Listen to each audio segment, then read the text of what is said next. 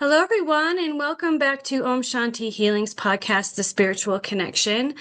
I am so grateful to have Jessa Frymire here from the Sacred Valley of Peru, and she's going to be talking about her Art and Alchemy Mystery School. Thank you for being on this morning with us. Thank you, Jill. I'm excited to be here. Yeah, I am very much looking forward to your story. I wanted to just tell the listeners a little bit about you. You're a ceremonial leader, a tantric coach, and the founder of the Art and Alchemy Mystery School. And after a profound initiation through plant medicine lineages in Colombia, Ecuador, and Peru, you made your home in the Sacred Valley to study with teachers of the Andes and the Amazon. You carry the blessings and facilitate Kambo, Bufo, and ayahuasca and teaches ethical foundations of shamanic practices. You have 10 principles in your spiritual leadership that we're going to talk about today. And your coaching work. And you help women and spiritual leaders reclaim their voice, embody integrity, and step into a soul aligned leadership position. I love all of that. Thank you so much. So let's begin with just your story. I love the storytelling on my podcast where we kind of begin with the dark night of your soul moment Mhm. and what happened there, and then your journey through it and out of it, and how you are today in your practice and in your healing work that you do for other women. Yeah, absolutely. Yeah, my journey really started at a very young age. I was raised in an incredibly spiritual household. And I'm not talking about religion. My father was part of some society that I never really found out exactly what it was before he passed. He was really good friends with Art Bell, who had an NPR show.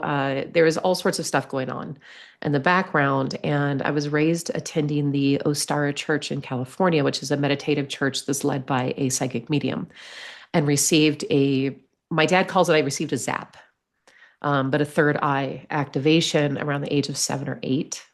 I also received Shaktipad with the followers of Anandima in Boulder, Colorado, while I was pregnant with my oldest son. And after that, I really just left spirituality. I left all the woo woo stuff behind and set off on an epic adventure of my own. During that time, I met the man that would become my husband. And I was married for over 22 years. And my husband was a very dark person that I didn't see going into the relationship. We had 3 children together, and when we separated, and he left, he took my daughter with him. And I have not seen or spoken to her for almost 11 years now. Oh my goodness. Yeah, and it was without my permission and without my knowing.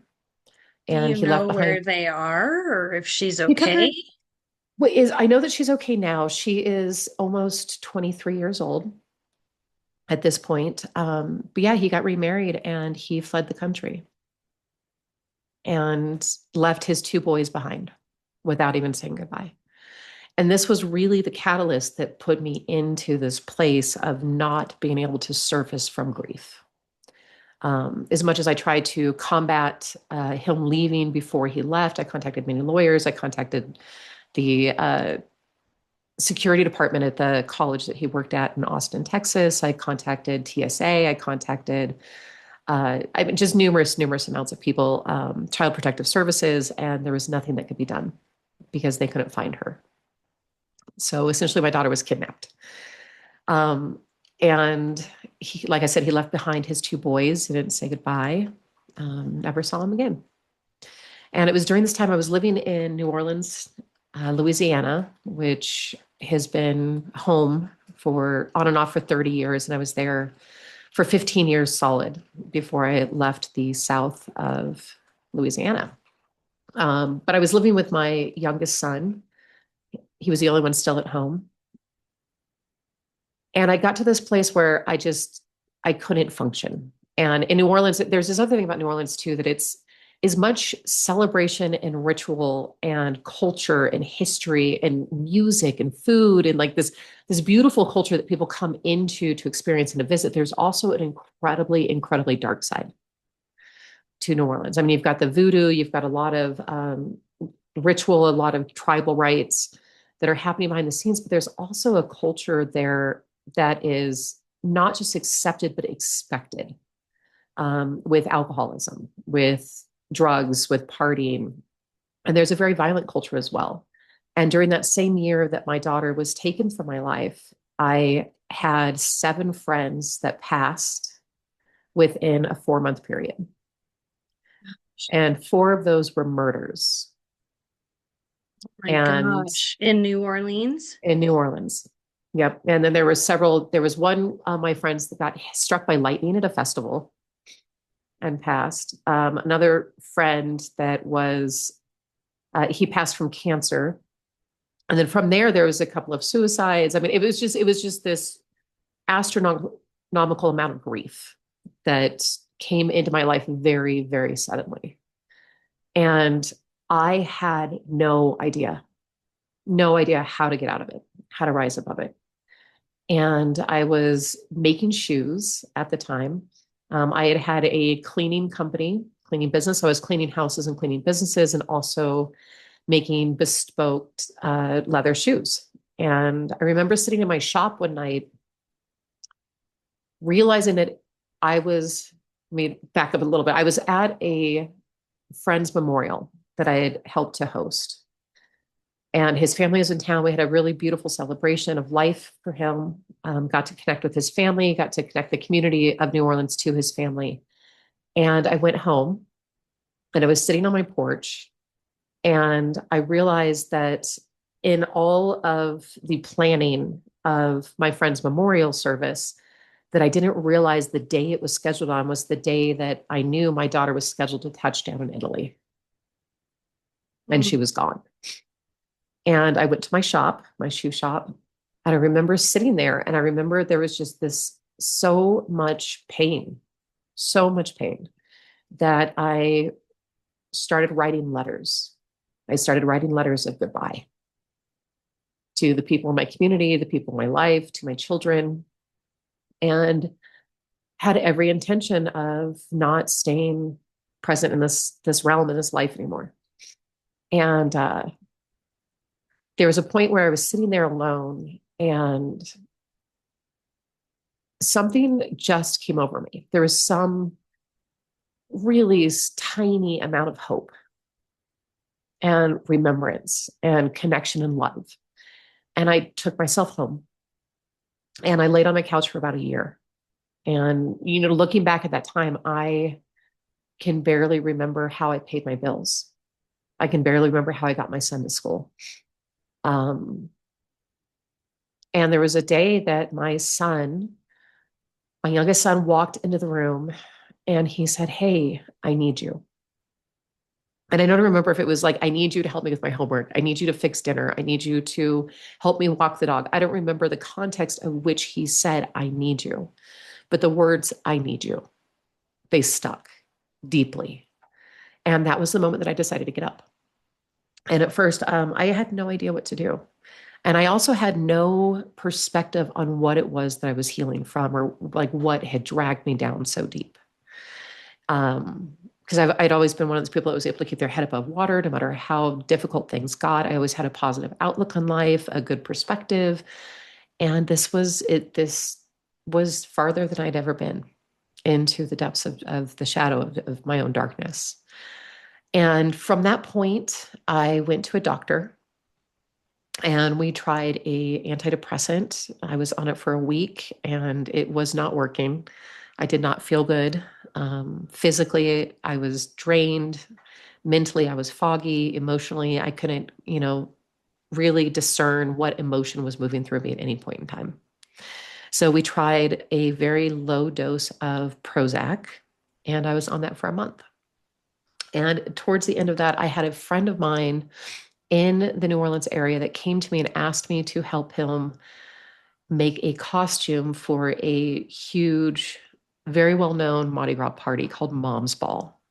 And I made this leather vest for him. And a friend of his, or another mutual friend of ours, had taxidermied this wolf pelt for him. So he had this great wolf pelt that the head was taxidermied, right? And I created this leather vest that the pelt snapped onto and created the place for it to sit on his head. And because I made this costume, he offered me a ticket to the party. And I went. And I took my plus one. During the party, his partner was the queen of the ball. So she was being paraded through as a parade of celebration to honor her crowning glory of becoming the queen of Mom's Ball.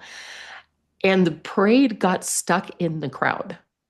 And being the New Orleans girl that I am, I stepped up and started guiding this parade and separating the crowd and dancing through the crowd and playing with the crowd to get, the opening so that this woman could get through with her entourage.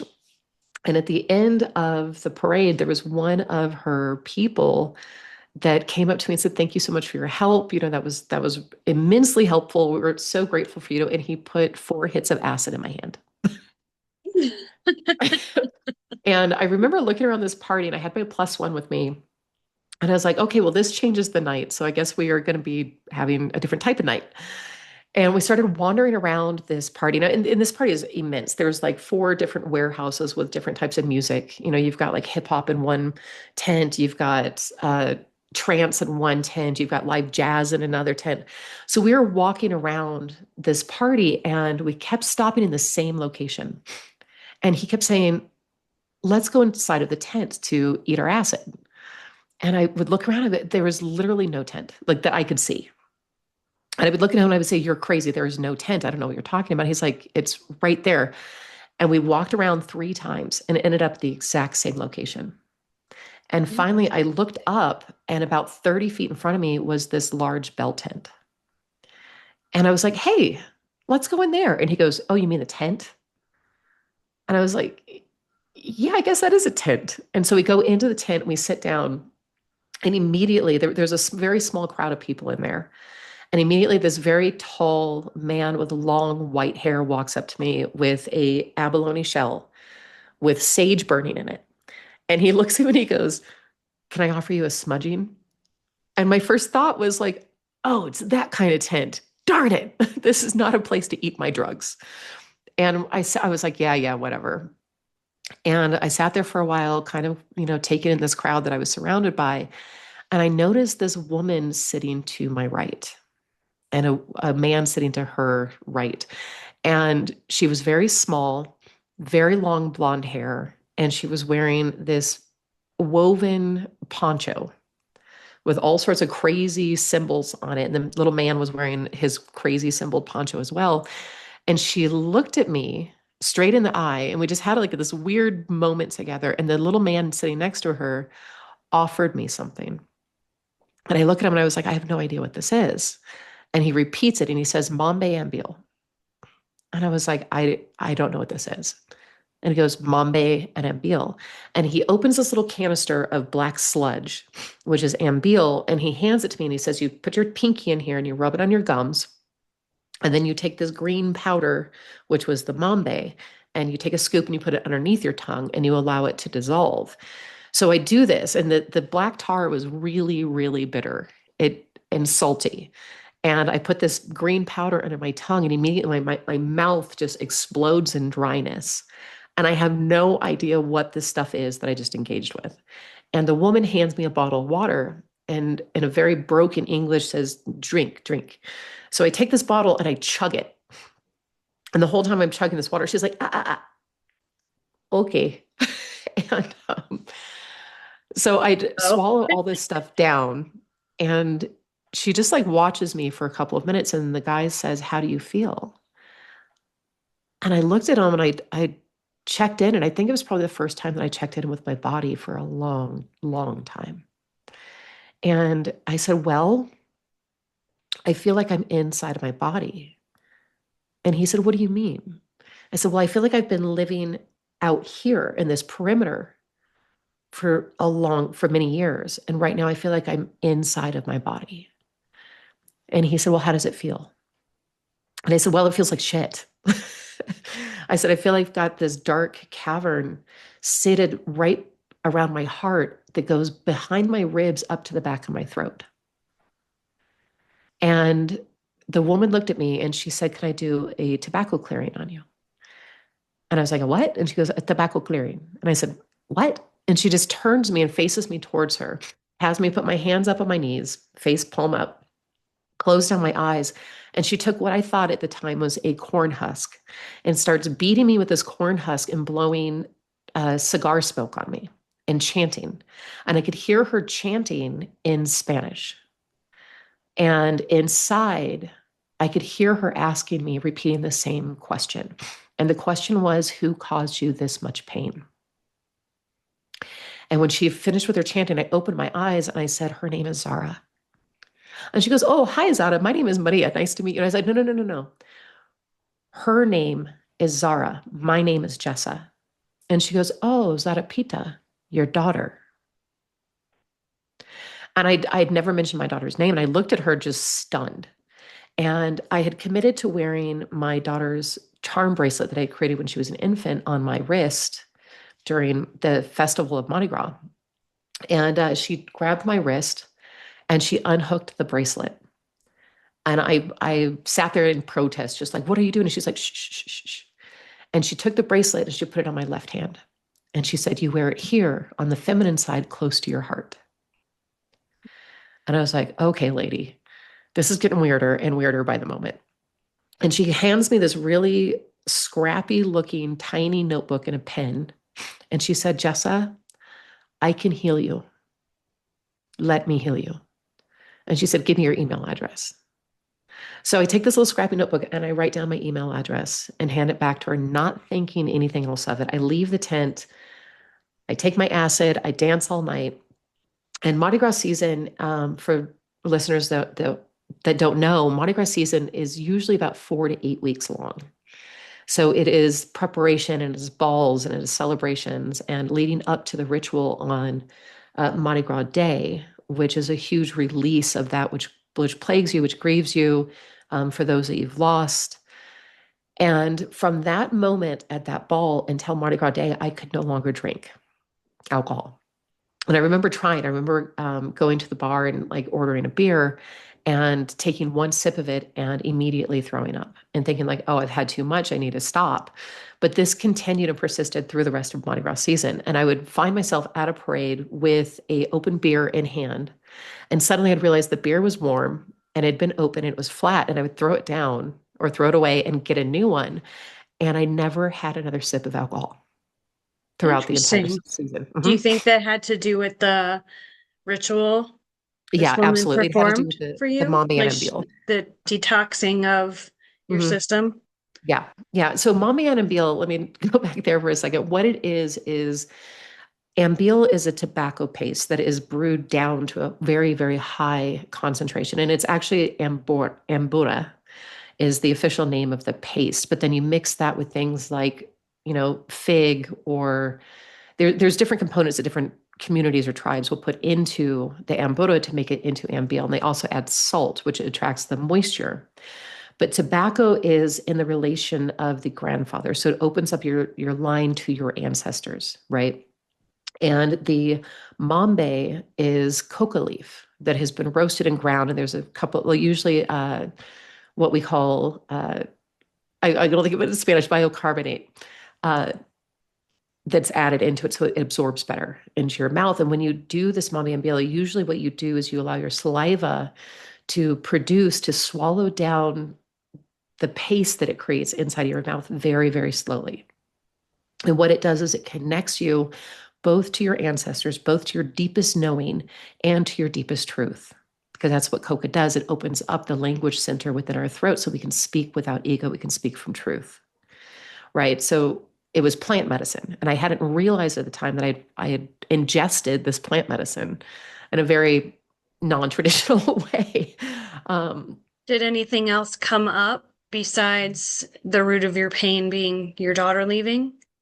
at that time in that tent, no, that was the main thing that had come up. It was just, there was just so much pain, just landing back into my body for the first time in probably 5 or 6 years. was, really the initiatory process of what launched everything that followed from there. So about a week after that Mardi Gras season, I got an email from this woman inviting me into a ceremony there in Louisiana. And I had all of these excuses. I was like, yeah, I'll come. And the first night was going to be a mushroom ceremony. And the second night was going to be an ayahuasca ceremony. And I was like, yeah, I'll come for the mushroom ceremony and I'll do one of those froggy things that you're offering, not knowing what they were at the time. One of them was combo and one of them was bufo. And I'd been experiencing a lot of joint pain. And now I know that that joint pain was coming from the trauma. It was coming from the buried emotions and the grief that I was carrying. At the time, I had no idea. So I was like, which one of those is for physical stuff? And they were like, combo is going to be better for, the physicality. So I said, yeah, I'll do that thing. And I show up and I go through the mushroom ceremony. And the next day I received the combo. It was a very difficult situation. She said, we're going to either do it to the right side, which is your patriarchal lineage, or we're going to do it on the left, which is your feminine lineage. And it's physical or emotional. I said, well, I'm really dealing with the physical pain, so let's do it on the right side. And she said, okay. And she burns the 3 ports because combo is administered by burning the top layer of the dermis, the top 2 or 3 layers of the dermis. So she burns the ports and she says, okay, it is time to start forgiving all of the men in your life, starting with your father.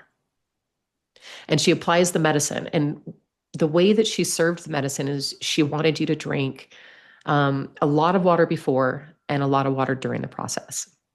And then she starts offering me water and my throat closed. And it was like my body was saying, we are not letting go of any of this. This is not happening. And so I could not take water in. I could not purge out.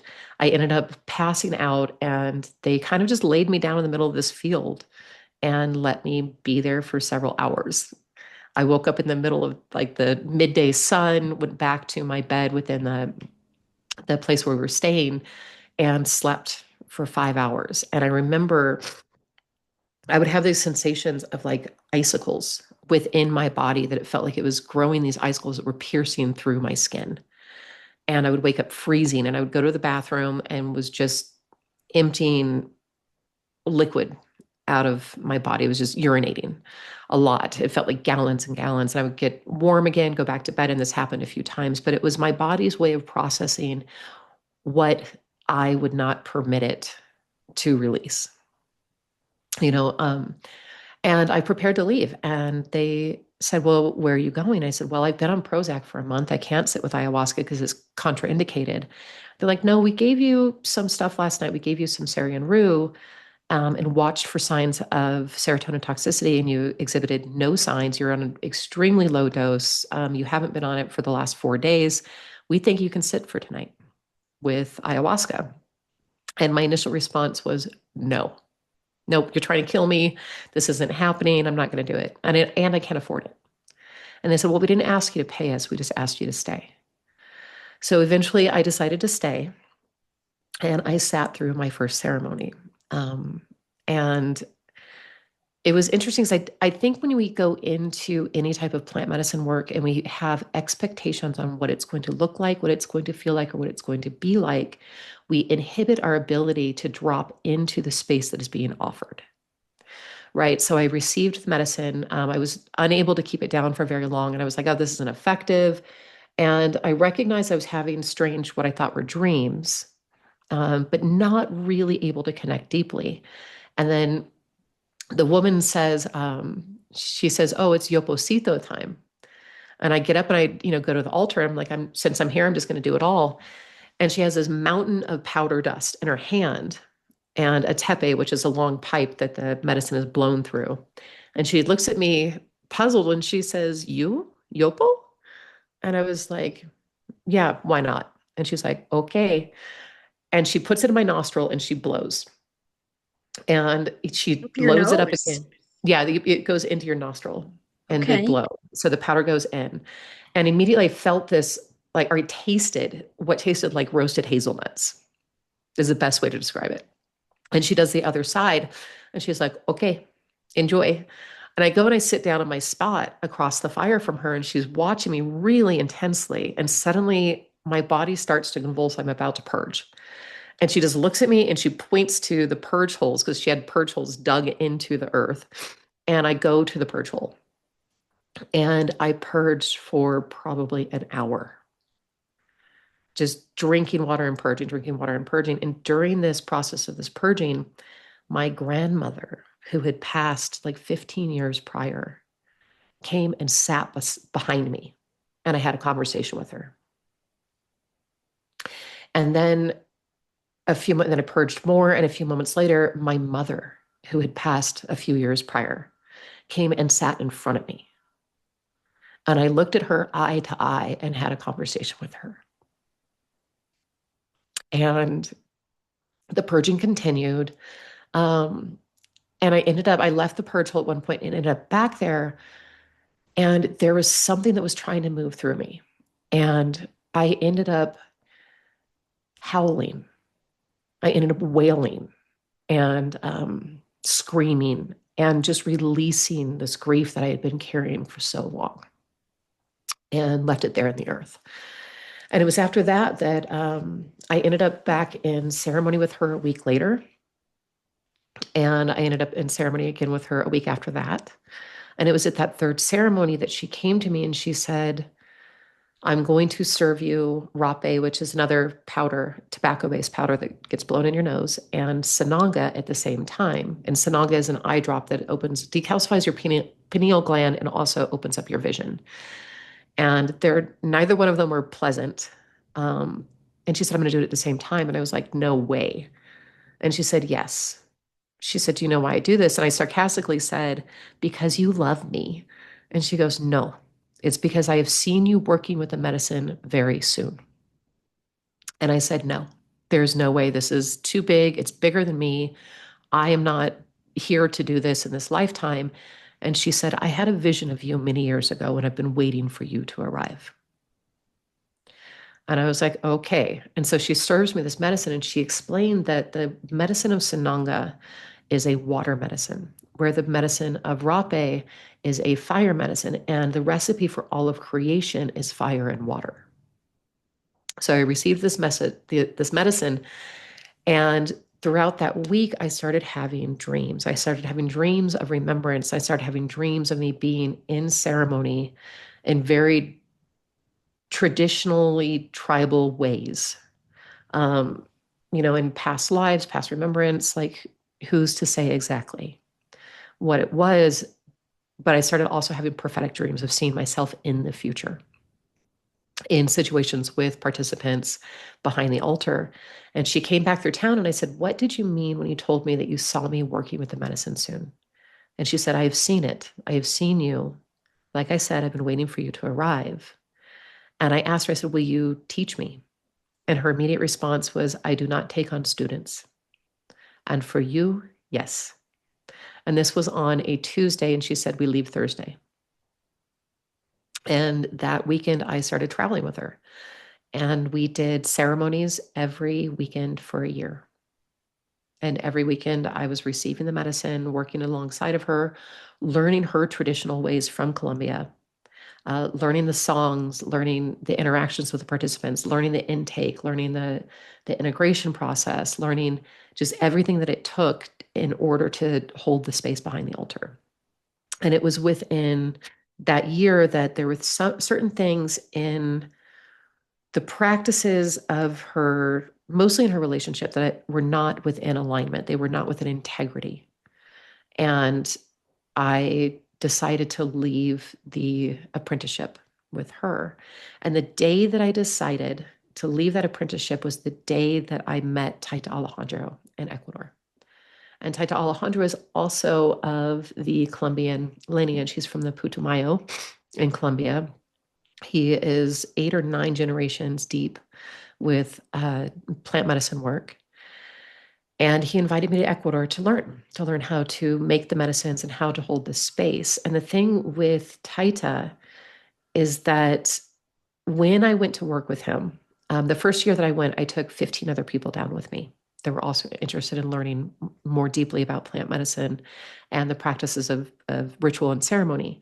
But Taita would sit us down without any medicine. And he would speak. He would speak for 4 to 8 hours, and we would listen. And he required us to not take notes while we were listening to him, and just to listen, to receive the transmission that he was offering. And after every time he would speak, I'd go back to my dormitory, and I would just take the most detailed, intense notes that I could possibly remember from everything that he said. And the first thing that Taita ever taught me or ever spoke to was the 10 principles. And since then, I've worked with Taita. It's been almost 5 years now. And even though I'm not meeting with him in person anymore, he's still there. I still follow his traditions. I still follow his rituals. I still um, drink the medicine every month by myself so that I can clean my own energies in order to hold that space with an open heart for those that come to me. Right. And I still communicate with him when things come up. He's still my sounding board of like, hey, I'm not trusting my own discernment right now. How does this feel or sound to you, to get that reflection back, to know whether or not I'm on path or on track. Periodically, he'll also message me or call me and be like, hey, I had a dream about you. You need to go on this great cosmic scavenger hunt to make this specific tool to do this specific thing with. But with Taita, like I kept feeling the call to work with the Ikaros. And the Ikaros are the sacred songs of the plants. And he said, if you want to work with the Ikaros, you have to go to Peru, because it's within that lineage, within that tradition, and it's not something I work with. And he said, you also should be working with as many different teachers as you can find. So it was through that urging that I ended up in Peru. And in Peru, I started doing dietas, which is a very deep dive isolation. The tradition I work with, the isolation is 10 days in your own little private tombo, is what it's called, your own little private screened in house within the Amazon jungle. And you are receiving ayahuasca ceremony every other day. And then there is a process of arcana, which is like really deep music and prayer and cleansing that happens to initiate you and really bond that allyship that you're building with the other master plant that you're drinking. So at this point, I've done 5 different official dietas with my teacher here in Peru. I've also done 2 dietas on my own and am aligned with 10 different master plants. So, Fascinating. yeah. So this is part of your 10 steps that you teach people when they work with you. Yeah. Let's talk about the 10 principles. Can you share Yeah, a little bit about what each one of them governs, I absolutely. guess, and the intention around it? Yeah, absolutely. Yeah, the 10 principles, like I said, is the first thing that Taita ever taught me. And it is something that it has continued to unpack itself and unfold itself over the last 5 years. So they're on your hands. And the very first one, viewers that are not watching will not be able to see, but on the first right hand, you have integrity, building relationships. The Okay. third one is a universal symbol that everybody recognizes, but it is your opinions and your advice, and to keep them to yourself. The next one is honoring sacred silence. The fifth one is good job, or encouraging of others. And then on the other hand, you have patience, courage, trust, self-discipline, and compassion. So these are the 10 things that you need to hold in place in order to honor your own truth within. These are the 10 guiding principles that allow you to be in a space of holding space for others and also holding space for yourself. And the class that I've developed, I of course went to Taita first and asked permission and his blessing in order to teach what he has taught me. And he gave it very openly, very willingly. He said, I'm glad that you appreciate the stories that I offered. And Taita's founding belief and the reason he has taught what he has taught outside of his community of wisdom keepers that have held this wisdom for generation upon generation is that he received the message that the medicine needs to get to every corner of the planet now.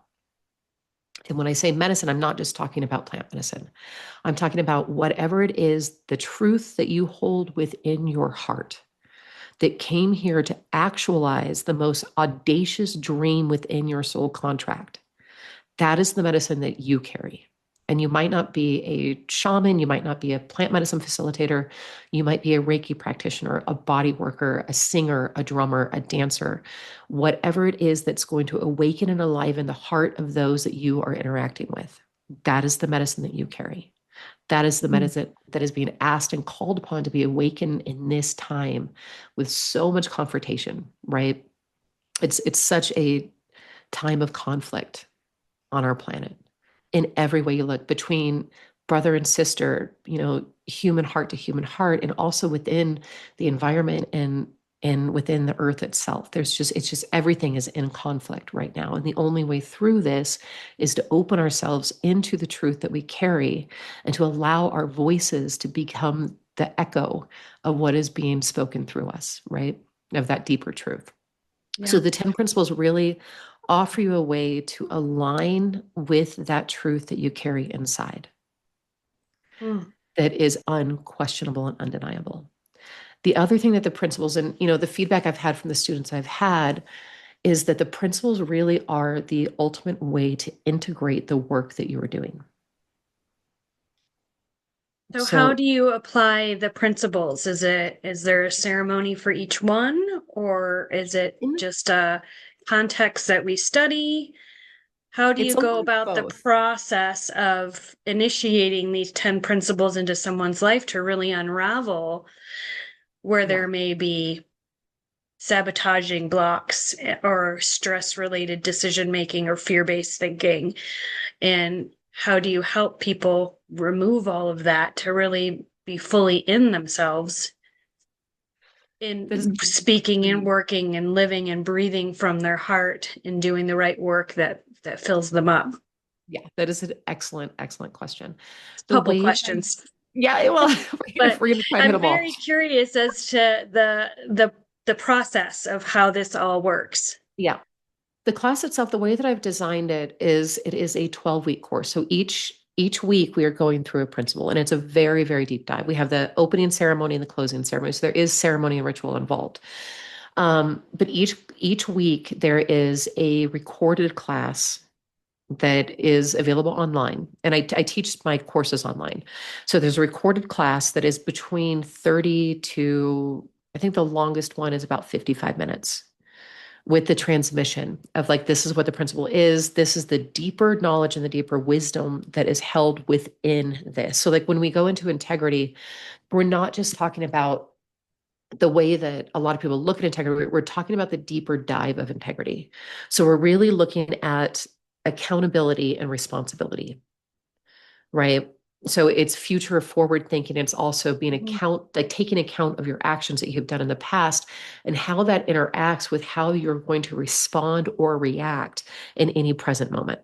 So there's much deeper teachings rather than just knowing that the word. I mean, I can tell you the words all day long and it's going to help you forward yourself on your path, but the teachings themselves go a lot deeper of really unpacking the way that the universal is structured around these founding principles.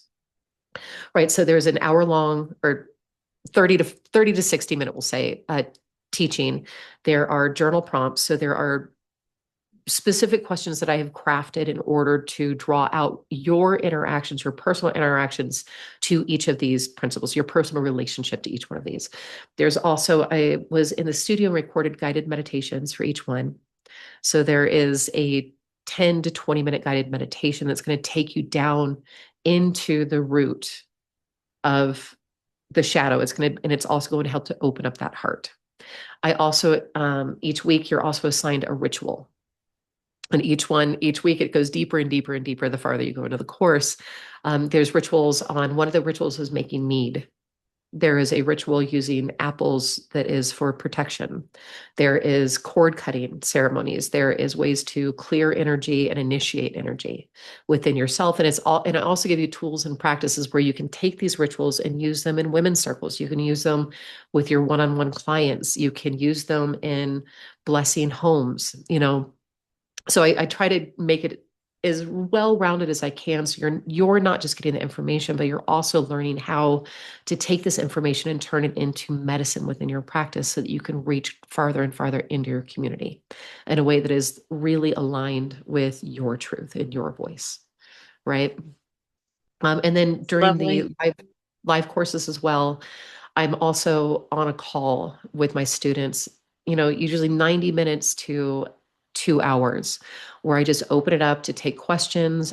Sometimes I offer coaching during these sessions, but it's really just getting into the deeper process of how are we going to integrate this into your system so that you walk away from this experience with the roadmap to your consciousness, right? And the compass to understand and translate that map. Mm, that's Does that beautiful.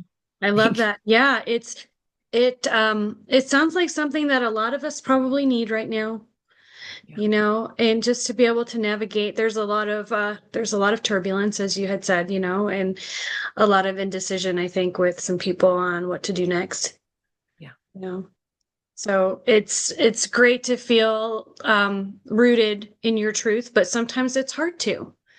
Yeah. I struggle with that myself, doing healing work and not having a steady client base, and not knowing what the money's going to look like at the end of the month. So those are my things that I'm working on, and just being okay with that. Trying to Yeah. be okay with that, right? And showing integrity in everything that I do. And there's a lot of stuff going on there behind the scenes. So you had talked to me about you wrote me about some scenarios of some client work that you did. Mhm. Can you share maybe a story of a client that had a profound change with you? And I can remind you of the ones that you sent me if you need me to. I remember. Okay. Okay. Mm. So, you sent me two different stories of like really great transmission based healings and teachings with this specific client.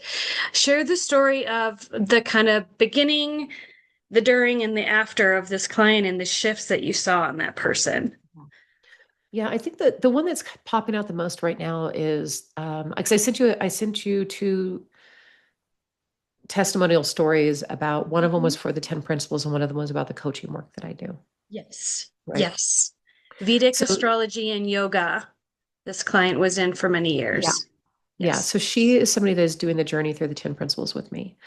And she has been a soul seeker for, most of her life. And that's the thing is that we are always our entire life searching, right? We are always we are never actually separate from spirit. That's the big illusion that we have, is that we are separate from source. And there also is the greater truth within that yes, we are separate from source because we are here to allow source to recognize itself, right? If we, and this is going to go a little in the dimensional understanding, but going from that first dimension of all being into the ninth dimension of all knowing. Like that is the progress through the dimensions is to get to that point of source seeing source, right? Recognizing itself through us. So she had been a seeker her entire life. She'd encountered many different books, many different teachers, and she is really deep into Vedic astrology. She's an esthetician. Did I say that right? Um, and she has recently undergone cancer treatment for the ovarian, I believe it was ovarian cancer. And she, at the very beginning of her journey through her healing process with cancer, was spending a lot of time with her family, specifically her mother, and starting to come into these places of old patterning and that old tension and, walking through this process of healing from cancer and really like feeling your body betraying you. And then having the reflection and it being within your feminine parts, and having the reflection of your mother that you recognize as somebody that also has betrayed you and feeling betrayed by your own body. So she was really in this place of like trying to unravel these layers of shame and trying to unravel these layers of betrayal. And she jumped into the 10 principles with me, and we're actually doing a one-on-one container right now so I can support her through her healing journey and also give her the space and the grace that she needs in order to expand within the information that's coming at her. And it was within, I think it was really, it kind of started landing home during the second principle, which is building relationships. And there was something that shifted in her understanding of her mother, where she was able to step back and stop taking it personally and started recognizing her mother for being on the journey that her mother is on and her being on the journey that she is on, and was able to separate this out, which gave it a little bit of space, just enough grace within that gap It's to see her powerful. mother in a different way, and also to be able to recognize herself not just as a child of her mother, but as a child of spirit, and to really start holding herself and all those little inner child parts and pieces that we have, being able to start showing up for herself and that inner child that she carries as the mother that she was never able to have. Right. Oh, yeah, I can relate. Yeah, that's powerful stuff. And separating the mother and the obligation to mother, right? That's huge. And feeling like you need to take care of mother, you know. Yeah. My mother is an adult and they're on their own journey with their own story. And it's not, that's powerful because it's not her responsibility. Yeah. It's Yeah. awesome. Okay, keep going. Let's hear more. Ah, yeah. That's The other, fantastic. Yes. thank you. Yeah, the other thing that I offer and that I do is I do coaching. And I never imagined myself in the one-on-one container with coaching. So I was like, oh, life coaches, whatever, and this kind of coach, whatever. Like there's so many coaches out there, and there's so many great coaches out there. But I never imagined myself being this person that was going to be a coach. I'm a shaman. I'm a chakaruna is the term that I like to use. Chaka meaning bridge, runa meaning person. So I'm a bridge person, which is, essentially shaman. And I do ritual and I teach people. And so it was never within my ideal life to be a coach. And I had the opportunity to study tantric coaching. And I took the opportunity and studied. And what I started understanding when you really get into the roots and the foundation of Tantra, most people think Tantra is pleasure. They think about Tantra, they think about sex, they think about pleasure, they think about all of these different things. That is really, when you get into Tantra, that is the cherry on top of the advanced course. And when we're really looking at what Tantra is an integration and a full embodiment of all parts of you coming home. Right. So the type of coaching that I do is really, really based around your shadow work, because we have these moments in life, like when we come into this world, we come in as, you know, part of what I work with is the Chicana, because so much information, the Chicana, which is one of the medicine wheels that is traditional here to South America. So in the Chicana, there is one of the directions is to the designers or the architects of this realm, right? It's to the great heavens, the cosmic fires and stars and planets above our heads, forever reminding us of the through line that we are connected through the fire of our heart and the fire of the earth. But part of that particular direction is not just the architects of this realm, the creators of this game, but it is also the children or the new life waiting to come through, those closest to source.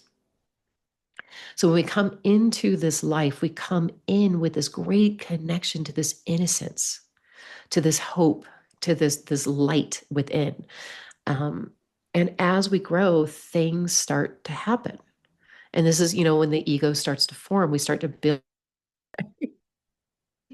All right, folks, we had a little Peruvian technical difficulty at Jessa's end. The electrician guys came and turned her power off. So sorry about that glitch there. We're going to try to edit as much as we can and come back to where we left off. So we were talking about your client that did some other healing that has ovarian cancer, and she's healing through that, and you're helping her. And then you kind of veered off a little bit onto the ways you were doing them. So let's Yeah, just kind of step back into that to the best of our ability to where we were. and continue on where we left off. Yeah, you never know in Peru. Like some days you don't have water, some days you don't have electricity. Sometimes it's off and it's back on, but it's life here, right?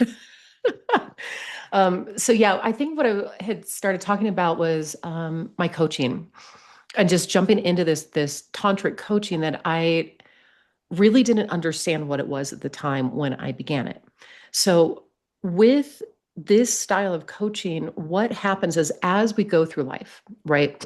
We come into these situations, these scenarios where the way I always express it is that we start to understand and realize that the movie doesn't have a happy ending, right? So these childlike parts of ourselves that are full of wonder and curiosity and light and joy start to get exiled. They start to get put into these containers that are surrounded by protectors. They're surrounded by these ways that we will interact and or interface with the world in order to keep those parts safe.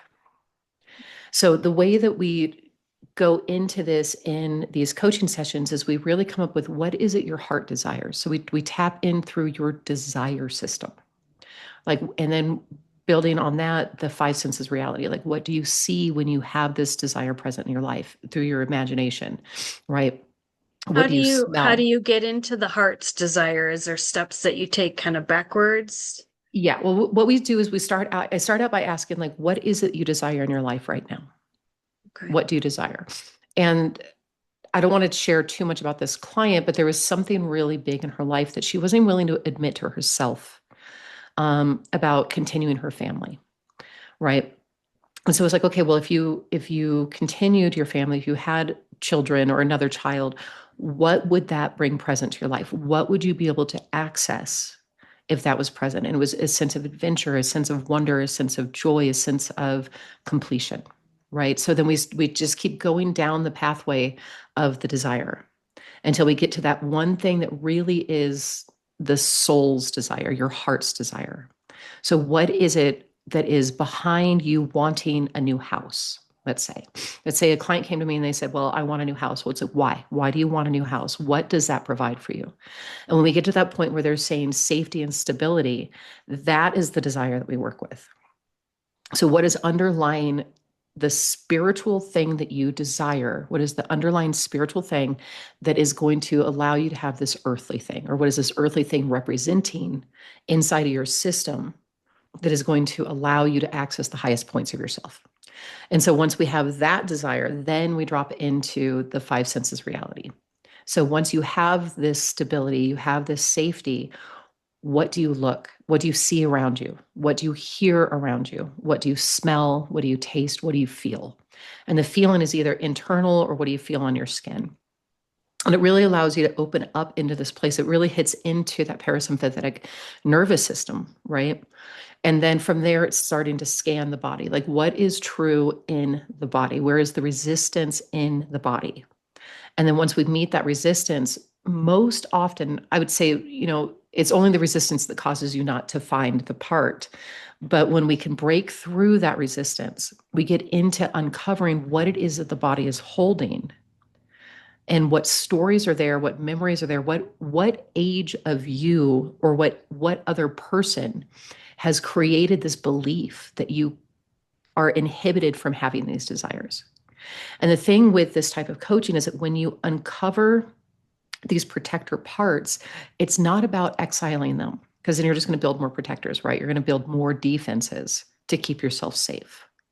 But it's about finding those parts and asking them what they need, what they are there to do for you. How are they servicing you? So you can then integrate them. You can offer them the love that you were not able to receive.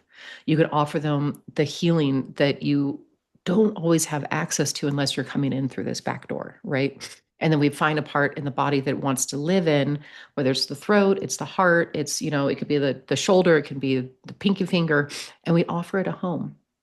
And we, within the mind's eye, the imagination, or within the energy field, we build and open up a place for this part of you to live safely.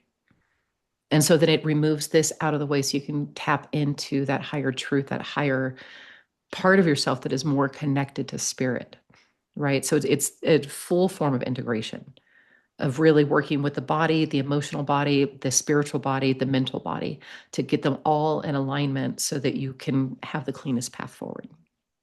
So I had a client recently, like I was saying, that she wants to, expand her family is her desire, but it really is about that connection and that joy and that sharing the love of life.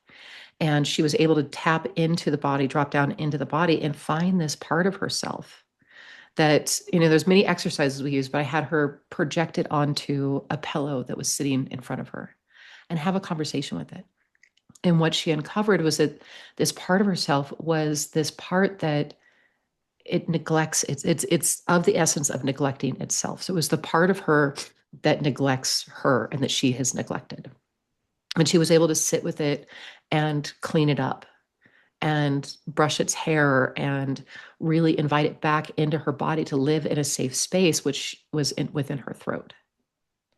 Right. So she took it, and when we first found it, it was located in the womb. So we were able to bring it from the womb, really clean it up, sit with it, love on it, and then put it back in the throat where it feels safe and it feels like it can have an expression.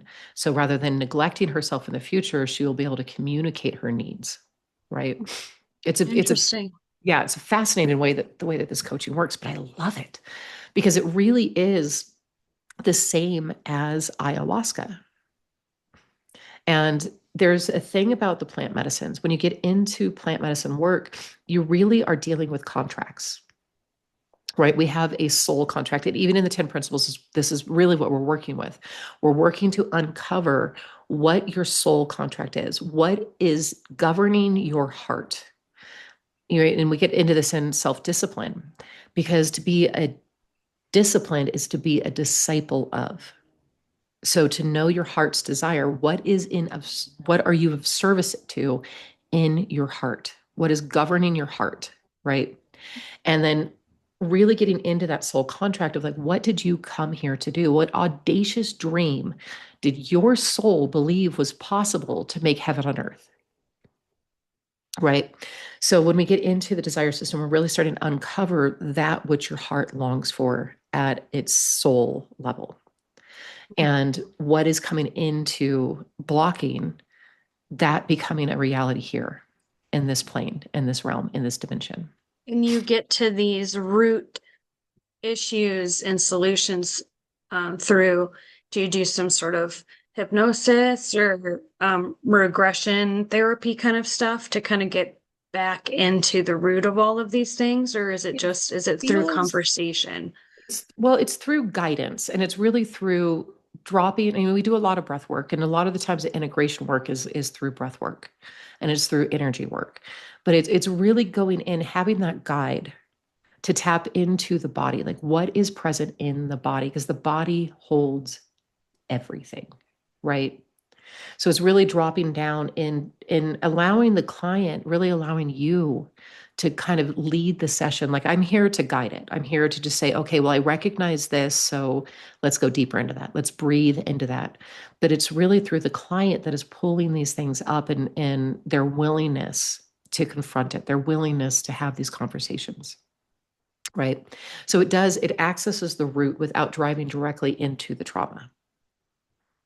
So there, you don't relive the trauma. You don't, it's just going back to say, it's basically like, what decision did I make? And what did I bring online within my own system to protect me so that I felt safe externally? And the key to all of it really is internal safety. When we can resource safety from within, we stop needing to put up these boundaries and these protections, which then opens up to our highest truth becoming our guiding light through life. Right. Yeah. And like I started to say, is it's very similar. It's actually very identical to ayahuasca. So when we're talking about plant medicine, in particular, we're talking about contracts, we come into these places within life where we build contractions. So if you think about contractions, like that anger that we hold on to, that sadness we hold on to, that unprocessed grief that we hold on to, which really at the root of all grief is sorrow. An interesting thing, this is something I teach in 10 Principles too, is that when you get into grief, grief is the process of processing sorrow. And when we're able to process through grief, we transmute to beauty, and beauty for all consciousness.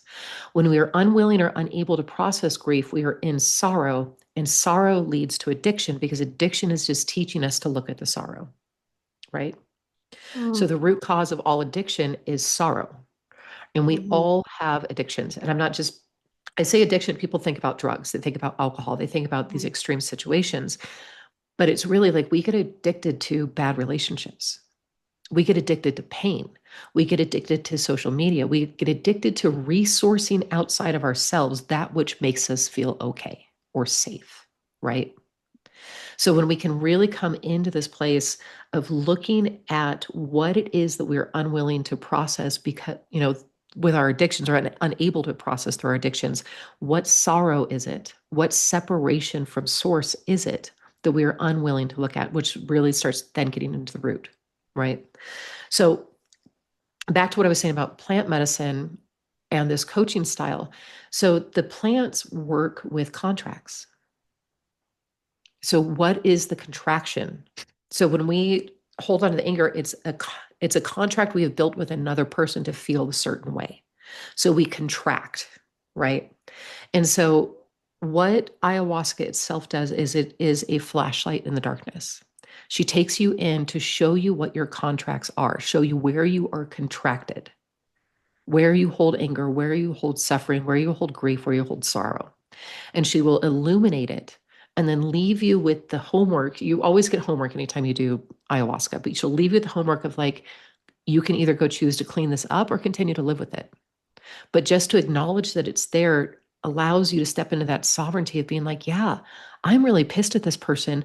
And that's what I'm going to choose to do is to remain angry with them. Right. Or I'm really angry at them. I'm going to relieve this contract by forgiveness within myself or forgiveness of the other person. Like you end up having a lot of options of what you're going to do in order to resolve or continue to live with this contract.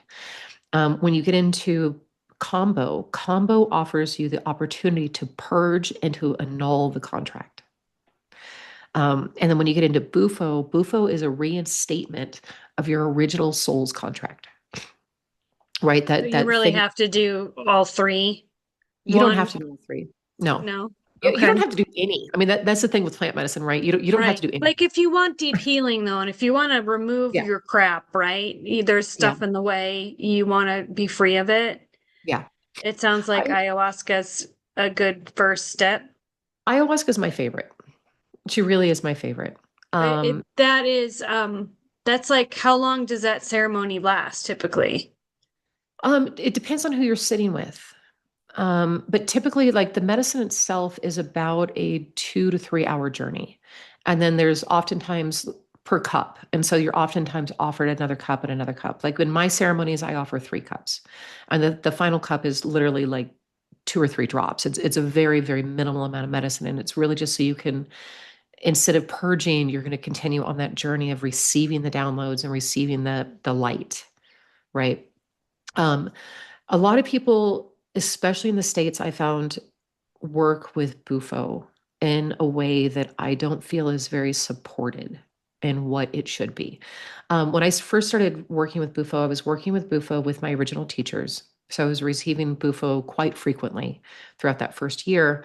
And at some point, I think it was 3 years ago, I was offered the opportunity to go down to the Comox community, which is in Puente Seca. It's in Mexico. It's part of the Seri tribe, but they are the ancestral carriers of Bufo.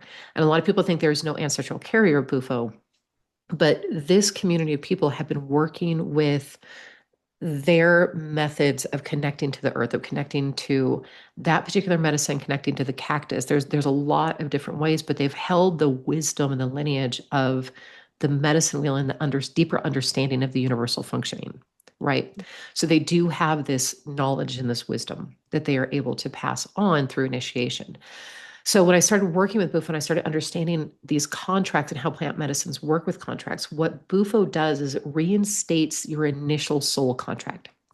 So we come in with this contract of this is the audacious dream that I'm going to bring to life to create heaven on earth.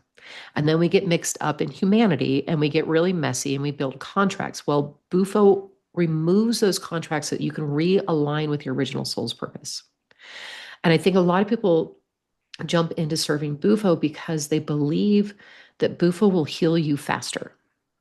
And if you, I don't like to serve Bufo to people that are not already pretty advanced on their spiritual path. Because once you realign with that original soul contract, if you go off path, the lessons to get you back there are going to be a lot harsher. Does that make sense? Mhm. So ayahuasca is a much more gentle way of going in just to give you the choice of whether you want to resolve these contracts or not. Where Bufo is like, oh, you came to me. This is what your soul's here to do. This is what you're going to be on path to do. And when you leave that path, the lessons get more harsh to bring you back in. And some people can go into Bufo and get that and understand it and really start living a life of alignment with their soul's highest truth. And some people can't.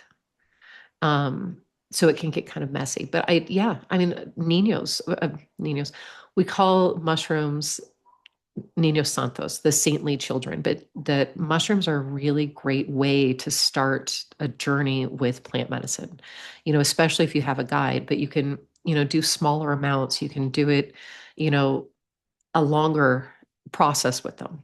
You can do a microdose for a month and then do a semi-macro dose one time with a guide and get just as much as you're going to get from any of these other ceremonies. It's going to be a much more gentle process. Where ayahuasca, like once you buy the ticket, you take the ride. So once you commit, you're deep and you're there, and then you've got a lot of integration to do, right? Yeah. So Wonderful. Well, thank you so yeah, much. This is yeah. so educational and special. And thank you so much for sharing everything that you've shared with us. And I think we'll be cutting it short here so we can get on with our days. I don't want to take up too much more of your time. For those that you that are listening, I'm going to apply her show notes to the bottom of the podcast so you can get a hold of her. And you do a lot of your coaching remotely, sounds like, but your plant ceremonies obviously need to be in person. Yeah. Do you have anybody in the States that you work with for people that want to work with you with coaching and do plant medicine? Most of the people that I work with, most of my clientele is within the States because I was there facilitating so many different types of rituals for so long. So yeah, I do most of my work remote now. With plant medicine, I am very, very particular about who I recommend and who I sit with. But the biggest healing you're going to get when you start working with plants is to come to South America, honestly. So Interesting. Well, I am so happy that I met you, and this was great. Thank you so much. likewise, Jill, thank Thank you you so so much. much. And we will see you next time, folks, for the next episode. Stay tuned.